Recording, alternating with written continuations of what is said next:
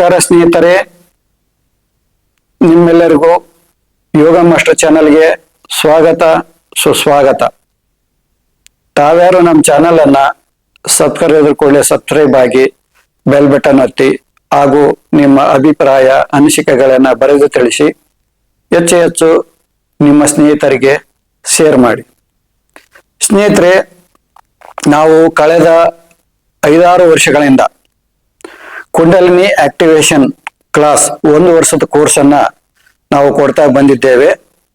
ಇದೇನಂದ್ರೆ, ಪ್ರಾಚೀನ ಗುರುಕುಲಗಳಲ್ಲಿ ಈ ವಿದ್ಯೆಯನ್ನು, ಈ ಬ್ರಹ್ಮ ವಿದ್ಯೆಯನ್ನು ಪಡೆಯೋದಕ್ಕೆ 10 ವರ್ಷ, 12 ವರ್ಷ, 15 ವರ್ಷ ಬೇಕಾಗಿತ್ತು. ಆದ್ರೆ ನಾವು ಅದನ್ನು ಶಾರ್ಟ್ ಮಾಡಿಬಿಟ್ಟು ಕೇವಲ 1 ವರ್ಷದ ಕೋರ್ಸ್ ಆಗಿ ಕೊಡ್ತಾ ಇದ್ದೇವೆ. ಆನ್ಲೈನ್ ಅಲ್ಲೂ ದೀಕ್ಷೆ ಇರುತ್ತೆ, ಆಫ್ಲೈನ್ ಅಲ್ಲೂ ದೀಕ್ಷೆ ಇರುತ್ತೆ. ಆಫ್ಲೈನ್ ಅಲ್ಲಿ ಭಾನುವಾರ ಮಾತ್ರ ನೇರ ದೀಕ್ಷೆ ಇರುತ್ತೆ. ಆನ್ಲೈನ್ ಅಲ್ಲಿ ನೀವು ಯಾವಾಗ ಬೇಕಾದ್ರೂ ತಗೋಬಹುದು. ಗುರು ಕಾಣಿಕೆಯನ್ನ ಸಲ್ಲಿಸಿ ನಿಮ್ಗೆ ಯಾವ ದಿನ ಬೇಕಾದ್ರೂ ನೀವು ಆನ್ಲೈನ್ ನಲ್ಲಿ ದೀಕ್ಷೆ ತಗೋಬಹುದು. ವಯೋಮಿತಿ ಬಂದು 18 ವರ್ಷದಿಂದ 45 ವಯಸ್ಸು ಒಳಗಿರುವಂತ ಸ್ತ್ರೀ ಮತ್ತು ಪುರುಷರಿಗೆ.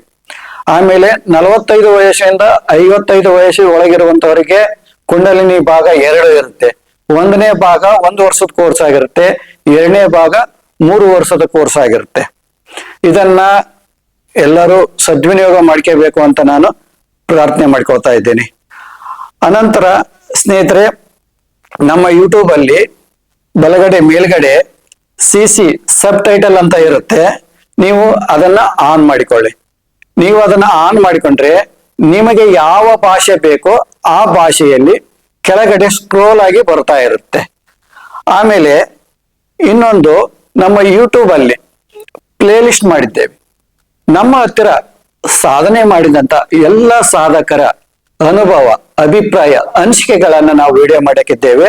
ಅದರ ಜೊತೆಗೆ ಅವರು ಯಾವ ಊರಿನವರು, ಆಮೇಲೆ ಅವರ ಫೋನ್ ನಂಬರ್ ಕೂಡ ಹಾಕಿದ್ದೇವೆ. ನಿಮಗೇನಾದ್ರೂ ಸಂದೇಹ ಇದ್ರೆ ಅಥವಾ ಅವರು ನಿಮ್ಮ ಸುತ್ತಮುತ್ತ ಇದ್ರೆ ಅವ್ರನ್ನ ನೀವು ಕಾಂಟ್ಯಾಕ್ಟ್ ಮಾಡಬಹುದು. ಮತ್ತೆ ಅವ್ರ ಹತ್ರ ಹೋಗಿ ನಮ್ಮ ಈ 1 ವರ್ಷದ ಕೋರ್ಸ್ ಏನಿದೆ ಅದ್ರ ಬಗ್ಗೆ ಮಾಹಿತಿ ಪಡ್ಕೋಬಹುದು. ನಿಮ್ಗೇನಾದ್ರೂ ಕಲಿಬೇಕು ಅಂತ ಆಸಕ್ತಿ ಬಂತು ಅಂದ್ರೆ ನೀವು ನೇರವಾಗಿ ನಮ್ಮ ಹತ್ರ ಭಾನುವಾರ ದಿವಸ ಬಂದು ದೀಕ್ಷೆ ತಗೋಬಹುದು, ಅಥವಾ ಆನ್ಲೈನ್ ನಲ್ಲಿ ಕೂಡ ದೀಕ್ಷೆ ತಗೋಬಹುದು. ಆಮೇಲೆ ನಾವು ಹೇಳುವಂತ ಎಲ್ಲಾ ನಿಯಮಗಳನ್ನ ಸರಿಯಾಗಿ ಪಾಲನೆ ಮಾಡಬೇಕು. ನಿಮ್ಮ ಸ್ವಂತ ಬುದ್ಧಿಯನ್ನ ಉಪಯೋಗ ಮಾಡಕ್ಕೆ ಕಾಮ ಇದು ಸಾಧಕರಲ್ಲಿ ಯಾವ ರೀತಿಯಾಗಿ ಕೆಲಸ ಮಾಡುತ್ತೆ ಅಂದ್ರೆ ಎಲ್ಲಾ ಜನರಲ್ಲಿ ಕೂಡ ಯಾವ ರೀತಿ ಕೆಲಸ ಮಾಡುತ್ತೆ, ಸಾಧಕನು ಯಾವ ರೀತಿ ಇದನ್ನ ಬಲಾತ್ಕಾರದಿಂದ ಬಿಡಬೇಕಾಗುತ್ತೆ ಯಾವುದೇ ಸಾಧನೆ ಮಾಡ್ಬೇಕಾದ್ರೆ. ನಾನೆಂಬ ವೃತ್ತಿ ಸಂಬಂಧಿಸಿ ಮೋಹಗಳನ್ನ ಮೋಹಿಸುವುದು. ನಾನೆಂಬ ವೃತ್ತಿ ಸಂಬಂಧಿಸಿದ್ದ ಮೋಹಗಳನ್ನ ಮೋಹಿಸುವಂಥದ್ದು. ಈತನು ಪಂಚಾನನ ಸಮಾನನು, ಈತನ ಬಾಣದ ಪೆಟ್ಟಿಗೆ ಒಳಗಾದವರು ಯಾರೂ ಇಲ್ಲ. ಅಂದ್ರೆ ಕಾಮಕ್ಕೆ ಬಲಿಯಾದವರು ಯಾರೂ ಇಲ್ಲ, ಎಲ್ಲರೂ ಇದಕ್ಕೆ ಒಳಗಾದವರೇ.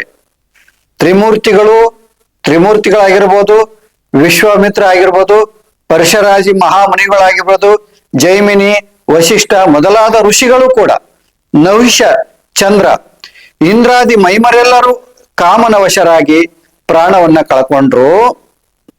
ಉಕ್ಕಿನ ಬಾಣವನ್ನು ತಾಳಬಹುದು, ನನಗೂಲಿನಿಂದ ನೋಯಿಸುವ ಅಲಗುಂಟೆ ಎಂಬಂತೆ ಕಾಮನ ಪುಷ್ಪ ಬಾಳವನ್ನು ತಾಳುವುದು ದುಸ್ತರ. ಪರಸ್ತ್ರೀಯರ ದುರಿತಕ್ಕೆ ತವರು ದುರ್ಮಾರ್ಗದಾಲಯ. ನರ ಶರೀರಕ್ಕೆ ಮಾರಿ ಮುಕ್ತಿಗೆ ಮೃತ್ಯುವೆನಿಸಿ ಸರಸದೋಳ್ ವಿಷವೆರೆದು ನರಕ ಕೋಪದಿ ಹಾಕಿ ಮುಚ್ಚುವುದು. ವಿಷವು ಸೇವಿಸಿದವರನ್ನು ಕೊಂದರೆ ಈ ಸ್ತ್ರೀಯು ನೆನವು ಮಾತ್ರೆಯಿಂದ ಕೊಲ್ಲುವುದು. ಮದ್ಯಕ್ಕಿಂತ ಹೆಚ್ಚು ಮದ ಗಳಿಸುವುದು.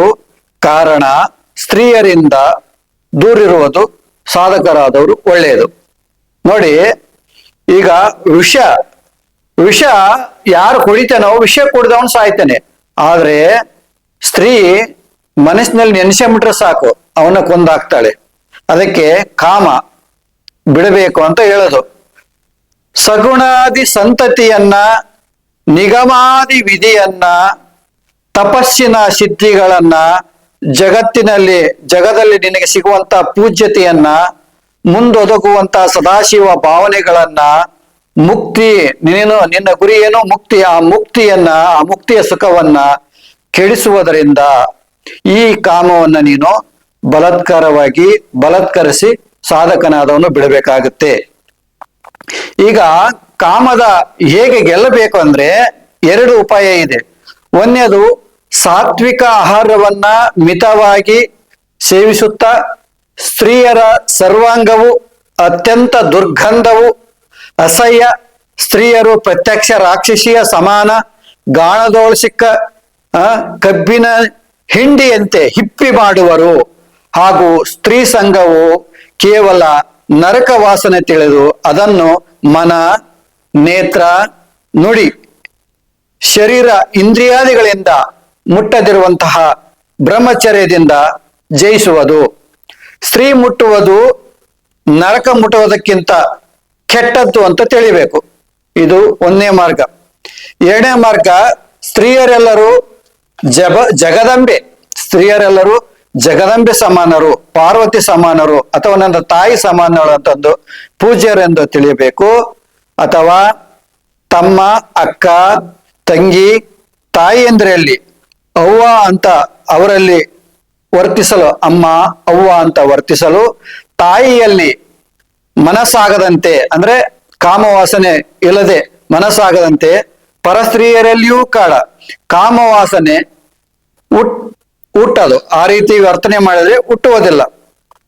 ಭಾವದಂತೆ ಫಲ ಅಂದ್ರೆ ಷಣ್ಮುಖ, ಹನುಮಂತ, ಭೀಷ್ಮ, ಚನ್ನಬಸವ ಸ್ವಾಮಿ, ರಾಮಕೃಷ್ಣ ಪರಮಹಂಸರು, ವಿವೇಕಾನಂದರು, ನಾಗಲಿಂಗ ಸ್ವಾಮಿಗಳು ಮೊದಲಾದವರು ಕಾಮನ ಗರ್ವವನ್ನ ಮುರಿದು ಬಾಲ ಬ್ರಹ್ಮಚಾರಿಗಳಾಗಿ ಇದ್ದರೆಂಬುದು ಪ್ರಸಿದ್ಧವಾಗಿದೆ. ರಾಮ ಮತ್ತು ಶಿವ ಇದ್ದಲ್ಲಿ ಕಾಮ ಇರುವುದಿಲ್ಲ. ಕಾರಣ ಕಾಮ ಹುಟ್ಟಿದಾಗ ರಾಮ ಶಿವ ಅಂತ ಉಚ್ಚರಿಸಲು ಕಾಮ ಸುಟ್ಟು ಹೋಗುತ್ತೆ. ಸ್ನೇಹಿತರೆ, 2 ಮಾರ್ಗದಲ್ಲಿ ನಾವು ಕಾಮವನ್ನ ಗೆಲ್ಲಬಹುದು. ಒಂದು, ಸಾತ್ವಿಕ ಆಹಾರವನ್ನ ಸ್ವೀಕಾರ ಮಾಡಬೇಕು. ಸಾತ್ವಿಕ ಆಹಾರ ಅಂದ್ರೆ ದ್ವಿದಳ ಧಾನ್ಯಗಳು, ಹಣ್ಣು, ಆಮೇಲೆ ಮಸಾಲೆ ಇಲ್ಲದದ್ದು, ಹುಳಿ, ಉಪ್ಪು, ಖಾರ, ಬೆಳ್ಳುಳ್ಳಿ, ಈರುಳ್ಳಿ ಇವುಗಳು ಇಲ್ಲದಂತ ಪದಾರ್ಥಗಳು. ಇವುಗಳನ್ನ ಹಿತವಾಗಿ ತಿನ್ನೋದ್ರಿಂದ ಕಾಮ ನಿಮ್ಮಲ್ಲಿ ಬರೋದಿಲ್ಲ. ಆಮೇಲೆ ನೀವು ನೆಗೆಟಿವ್ ಆಗಿ ಆಲೋಚನೆ ಮಾಡಬೇಕು. ಸ್ತ್ರೀಯರ ಏನಿದೆ ಸ್ತ್ರೀಯರಲ್ಲಿ ಅದೇ ಎಲುಬು, ಅದೇ ಮುದ್ದೆ, ಅದೇ ಮಾಂಸ, ಅದೇ ಕಾಮ ಬಯಕೆ ಇದೇ ಇರೋದು. ನಮ್ಮಲ್ಲಿ ಏನಿದೆಯೋ ಅದು ಅವರಲ್ಲಿದೆ, ಎಲ್ಲರಲ್ಲಿ ಇರುವಂತದ್ದೇ ಅವರಲ್ಲಿದೆ. ಅವಳ ಕೈಯಾಗ ನಾನು ಏನನ್ನ ಸಿಕ್ಕಿರೆ, ಈಗ ಕಬ್ಬನ್ನ ಹೆಂಗ್ ಗಾಣದಕ್ಕೆ ರುಬ್ಬಿತಾರ ನೋಡ, ಹಂಗ ಅವಳ ಕೈಯ ನಾನು ಸಿಕ್ಕರೆ ನನ್ನ ಇಂದ್ರಿಯಗಳು, ನನ್ನ ತಪೋಶಕ್ತಿ, ನನ್ನ ಬಲ ಎಲ್ಲ ಹಿಂಡೆ ಹಾಕಿಬಿಡ್ತಾಳೆ ಅಂತ ನಾವೆಲ್ಲ ಬಯಸಬೇಕು. ಅದನ್ನ ಸ್ತ್ರೀಯನ್ನ ಮುಟ್ಟೋದು ಮನಸ್ಸಿನಿಂದಲೂ ಕೂಡ ಸ್ತ್ರೀ ಬಗ್ಗೆ ಆಲೋಚನೆ ಮಾಡ್ಬೋದು, ಮಾತಿನಿಂದಲೂ ಕೂಡ ಮಾತಾಡಬಾರ್ದು, ಕಣ್ಣಿನಿಂದಲೂ ಕೂಡ ಅವರ ಬಗ್ಗೆ ಅವ್ರ ಕಡೆಗೆ ನೋಡಬಾರದು. ಯಾವಾಗ್ಲೂ ರಾಮಕೃಷ್ಣ ಪರಮಹಂಸರು ಹೇಳ್ತಾ ಇದ್ರು, ಸಾಧಕನ ಜೀವನ ಸದಾ ಸಾವಧಾನ ಆಗಿರ್ಬೇಕು, ಎಚ್ಚರವಾಗಿರಬೇಕು. ಯಾವಾಗ ಬೀಳ್ತಾನೋ ಸಾಧನೆಯಿಂದ ಕೆಳಗಡೆ ಹೇಳಕ್ಕಾಗೋದಿಲ್ಲ. ಅದಕ್ಕೋಸ್ಕರ ಸದಾ ಕೆಳಗಡೆ ಕಾಲನ್ನ ನೋಡ್ಬೇಕ ಹೊರತು ಮುಖವನ್ನ ನೋಡಬಾರ್ದು. ಸ್ತ್ರೀಯರ ಈ ಗೆಜ್ಜೆ ಸಪ್ಪಳ, ಕಾಲಿಗೆ ಗೆಜ್ಜೆ ಸಪ್ಪಳ ಆಗ್ಲಿ, ಈಗ ಕೈಗೆ ಹಾಕ್ತಾರಲ್ವ ಬಳೆ ಸಪ್ಪಳ ಆಗ್ಲಿ ಕೂಡ ಕೇಳಬಾರ್ದು ಅಂತಂದು ಸಾಧಕರು ಅಷ್ಟು ಜಾಗೃತವಾಗಿರ್ಬೇಕಂತಂದು ರಾಮಕೃಷ್ಣ ಪರಮಹಂಸರು ಹೇಳ್ತಾ ಇದ್ರು. ಆಮೇಲೆ ಇಲ್ಲ ಅಂದ್ರೆ ನಿಮ್ಮ ತಾಯಿ, ತಂಗಿ, ಅಕ್ಕ, ತಂಗಿ ತರ ಎಲ್ಲರನ್ನು ಅದೇ ಭಾವದಲ್ಲಿ ಕಾಣಬೇಕು. ಅಂದ್ರೆ ನಿಮ್ಮ ತಾಯಿಯಲ್ಲಿ, ನಿಮ್ಮ ತಂಗಿಯಲ್ಲಿ, ನಿಮ್ಮ ಅಕ್ಕನವರಲ್ಲಿ ಹೆಂಗೆ ಕಾಮವಾಸನೆ ಬರೋದಿಲ್ವೋ, ಭಾವನೆಗಳು ಬರೋದಿಲ್ವೋ, ಅದೇ ರೀತಿ ಎಲ್ಲರಲ್ಲಿ ನೀವು ತಾಯಿ, ಅಮ್ಮ ಅಂತ ವರ್ತನೆ ಮಾಡಿದ್ರೆ ಆ ರೀತಿ ಗುಣಗಳು ನಿಮ್ಗೆ ಬರೋದಿಲ್ಲ. ಆದ್ರೆ ಈ ಕಾಮವನ್ನ ಗೆಲ್ಲದೆ ಇದ್ರೆ ಏನೆಲ್ಲ ಇದು ನಿಮ್ಗೆ ಎಡವಟ್ಟು ಮಾಡುತ್ತೆ, ಏನೆಲ್ಲ ನಿಮ್ಗೆ ನಷ್ಟ ಆಗುತ್ತೆ. ಕಾಮವನ್ನ ಗೆಲ್ತಾ ಇದ್ರಿ ಏನೆಲ್ಲ ನಷ್ಟ ಆಗುತ್ತೆ. ಇವತ್ತು ನೀವು ನೋಡ್ತಾ ಇದ್ರ, ಎಷ್ಟೋ ಜನ ಸಾಧುಗಳು ನೋಡ್ತಾ ಇದ್ರ, ನೀವು ನ್ಯೂಸ್ ಪೇಪರ್ನಲ್ಲಿ, ಟಿವಿಯಲ್ಲಿ ಕೂಡ ಅನೇಕ ನ್ಯೂಸ್ಗಳನ್ನ ನೋಡ್ತಾ ಇದ್ರ. ಏನಾಗುತ್ತೆ ಅಂದ್ರೆ ಇದು ಕಾಮ ಸಗುಣ ಸಂತತಿಯನ್ನ ನಿಗಮಾದಿ ವಿಧಿಯನ್ನ ಮುಂದೆ ತಪಸ್ಸಿನ ಸಿದ್ಧಿಗಳು ಬರ್ತಬೇಕು. ಮುಂದೆ ಆ ಸಿದ್ಧಿಗಳು ಸಿಗೋದಿಲ್ಲ. ಜಗದಲ್ಲಿ ನಿನಗೆ ಯಾರು ಮರ್ಯಾದೆ ಕೊಡೋದಿಲ್ಲ, ಪೂಜ್ಯತೆ ಇಲ್ಲ, ಅದನ್ನು ಹಾಳು ಮಾಡುತ್ತೆ. ಮುಂದೆ ಸದಾಶಿವ ಭಾವನೆ, ನೀನು ಅಹಂ ಬ್ರಹ್ಮಾಸ್ಮಿನಿ, ಅಹಂ ಶಿವನೇ, ನೀನೇ ಶಿವನಾಗುವಂತ ಭಾವನೆ, ಅದನ್ನ ಕೆಡಿಸುತ್ತೆ. ಆಮೇಲೆ ಮುಂದೆ ನಿನಗೆ ಒದಗುವಂತ ಸುಖ, ಮುಕ್ತಿಯ ಸುಖವನ್ನು ಕೂಡ ಇದು ಕೆಡಿಸುತ್ತೆ. ಅದಕ್ಕೋಸ್ಕರ ನೀನು ಮುಕ್ತನಾಗಬೇಕು, ಜಗದಲ್ಲಿ ನೀನು ಪೂಜ್ಯ ಭಾವದಿಂದ ಪೂಜ್ಯ ನೆನೆಸಬೇಕು. ಆಮೇಲೆ ನೀನು ಅಹಂ ಬ್ರಹ್ಮಾಸ್ಮಿ ಅಂದ್ರೆ ನೀನೇ ಶಿವನ ಆಗಬೇಕು ಅಂತ ನೀನು ಹೊರಟಿದ್ರೆ, ಇದು ಕಾಮವನ್ನು ಗೆಲ್ಲದೆ ಇದ್ರೆ ಅದು ನಿನ್ನನ್ನ ನಷ್ಟ ಮಾಡಿ ಹಾಕುತ್ತೆ ಅಂತಂದು ಈ ಕಾಮ ವಿಜಯ ಅಂದ್ರೆ ಕಾಮವನ್ನು ಹೇಗೆ ಗೆಲ್ಲೋದು ಎಂಬುದರ ಬಗ್ಗೆ ನಾನು ನಿಮ್ಗೆ ಹೇಳಿದ್ದೇನೆ.